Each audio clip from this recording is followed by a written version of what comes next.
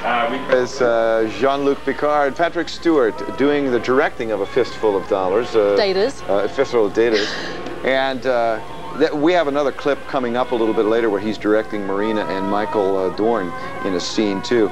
My producers asked me to let you know that we can handle all of your phone calls. If you're on the line, please stay on the line. We are swamped with calls for the PIN and the data plaque and the Marina plaque. Please stay on the line for all of that. We have plenty to go around, and we will be able to take your phone call. If you want to, jot down a couple of item numbers and wait until the phone lines go down. We'll let you know when that's going to happen. Here are what are called lobby cards, and they were issued by Paramount for the 5th anniversary of The Next Generation, which is the most popular one-hour syndicated series in history. 17 million homes a week. Really? Yeah. That was I know some of the demographics. I know that the most popular. We're the most popular show for men between, I think, 18 and 39 or something. But overall, you're the most popular syndicated one-hour that's ever been done, which is remarkable. Great. Now, these are fabulous because they are directly from the episodes. Now, this is item C10886 at $21.50. You get 12 different classic images from the series in full color. Each one is 11 by 14, and each one is suitable for framing. Lobby cards have been around since 1913 when they were put in the movie theaters, and that's exactly what these are. There's the Enterprise, Jean-Luc Picard's Enterprise. I have never seen these before. This is a totally great item that I didn't even know about. Now, what season is this from? Do you recognize from your uniform? That is, looks like second. Oh no, this is Power Play. This is 5th season. This is the episode Power Play when Data, Troy, and Chief O'Brien were taken over by mean entities. Ooh. We actually gave ourselves nicknames for these characters because we weren't ourselves. Chief O'Brien was Slasher, Data was Buzz, and Troy was Slugger. But Brent insisted on calling me Sluggo because he thought I sounded like a drain cleaner. But little so that's a background to that photo. That's great.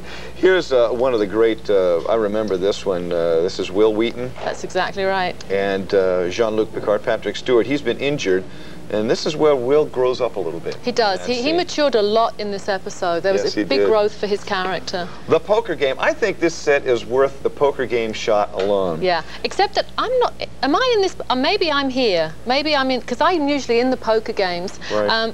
It's a bit silly, really, because Data is, Troy is an empath, and I'm sure she cheats. So that's a great plaque. thing. There's a nice crew plaque. This is 5th season. That's 5th season. There's this is an unusual picture to have too because it has Guinan in it. You usually don't get that. That's going to be that again is worth the $21.50. Yeah. There is Patrick Stewart as a Borg. There's as Locutus. As Locutus, a very unusual photograph to have. Very unusual to get Patrick Stewart as the as Locutus. There's when he was, what's the word? Discomfort. It was a word where I forget it now. It's like discomfiture, but it's not. What's that? Common. When he's thrown out of Klingons. Oh, he was thrown out of the Klingon kingdom. Right. Yeah, and that's where Patrick Stewart or Jean-Luc Picard was his second.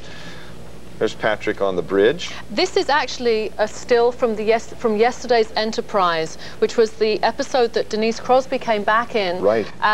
When we went back in time. We were in a kind of a time loop, and she was still alive. That's right. Here you are. I think this is great. Both of you together. Picture. Now, we were just talking, I think it was Margaret, was the viewer we were talking to, said she'd love to have you together, but there you are. This is a fabulous picture of Jonathan and I. In the episode Menage à Troy, which is one of the most popular episodes. And this is nice because I'm wearing something different. I called it my ballerina outfit because it was like a tutu.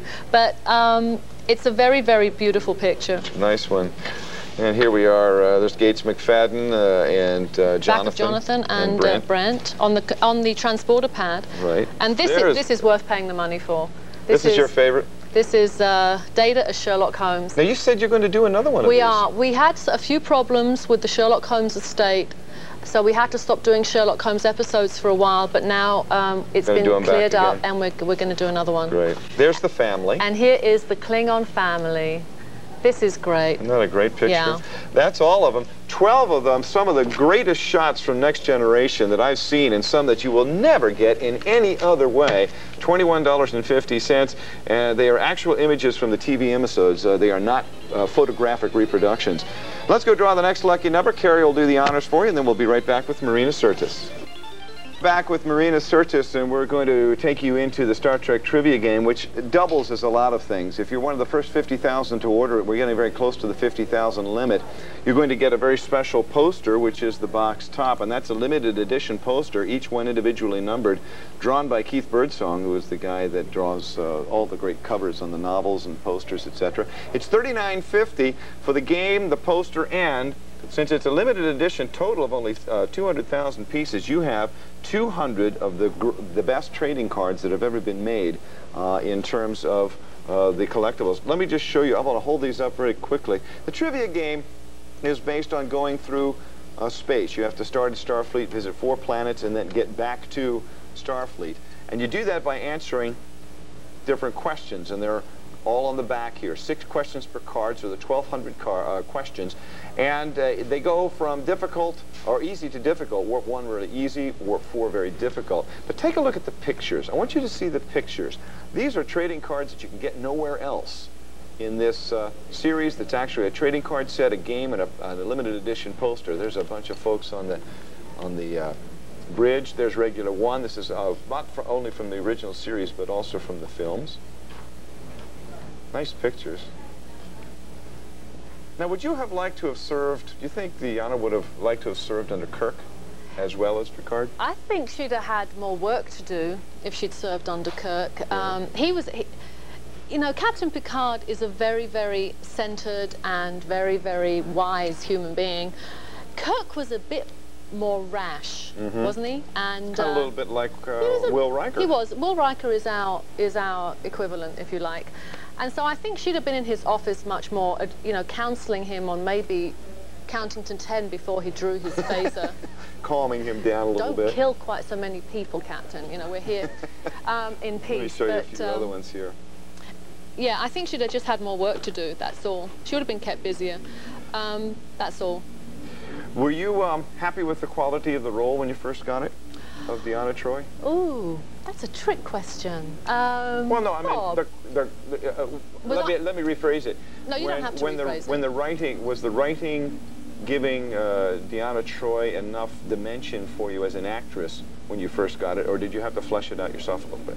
No, I didn't have to flush it out myself, and no, there wasn't really. In fact, the writers were pretty, you know, they were pretty stuck with what to do with the character.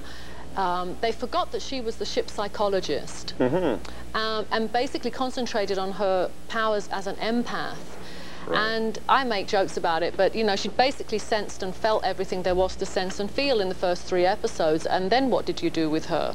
Right. And so if you watch first season episodes, there is a kind of group of episodes in the middle of the season that Deanna's very light in, if she's in at all, which was when they were thinking, what do we do with this character? And then suddenly they went, oh, well, she's the ship psychologist. She can... Let's use her that way. Let's use her that way. And then I got an office, I think, in the 2nd or 3rd season, and we went on from there. And now I'm very happy with what they're giving me to do. They've given you so... Oh, we have to update you on something. We are sold out of the posters. They are all gone, or the lobby cards. Already? Completely sold out already, yes.